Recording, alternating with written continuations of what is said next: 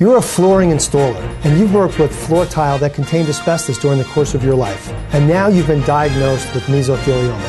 Hi, I'm Joe Williams. I'm a mesothelioma trial attorney in New York City, and I want to talk to you about the types of exposures that people had to floor tiles. And in order to do that, I want to talk to you a little bit about a client of mine, a former client of mine, who was a flooring installer.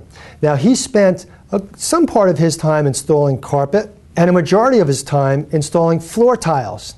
And he was able to testify at a deposition, and he provided a lot of information about the types of exposures that workers have to floor tile. Now, we know that asbestos-containing floor tile, they were manufactured by many companies, and they generally came in the sizes of 9-inch by 9-inch square and 12-inch by 12-inch square, generally about 1/8 of an inch thick. And these asbestos-containing floor tiles, well, they were often called vinyl asbestos tile, VAT. And you hear floor tile mechanics calling it VAT. And in addition to the VAT, also asphalt tile contained asbestos. Now, the asphalt tiles were generally the 9x9s. Now, floor tile installers would have to score and snap these tiles. They'd have to cut these tiles. And the installation process would involve the room being laid out and the floor tile installer finding the center of the room and snapping a chalk line to find that center. And beginning from the center of the room and working their way outward to all of the edges of the room. And before any tile was actually placed on the ground, a mastic was troweled out on the floor with a notched trowel.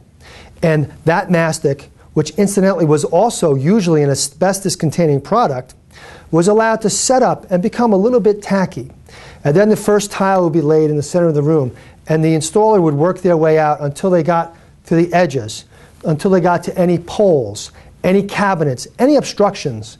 And at that point, all of those tiles where those obstructions were, the poles or the walls, they all had to be cut, either with a tile knife or with some type of saw in order to make a different type of cut, for example, a circular cut.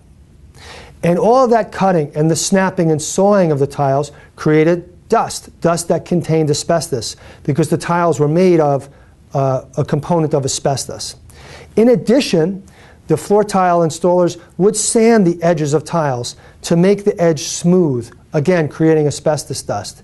And at the end of the job, all the remnants of tile and all of the boxes that had dust in them, they all had to be discarded and taken from the job site.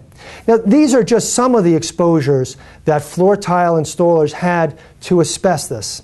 And I'm sure you have many more questions about floor tile and asbestos and how it can cause mesothelioma. We can answer your questions.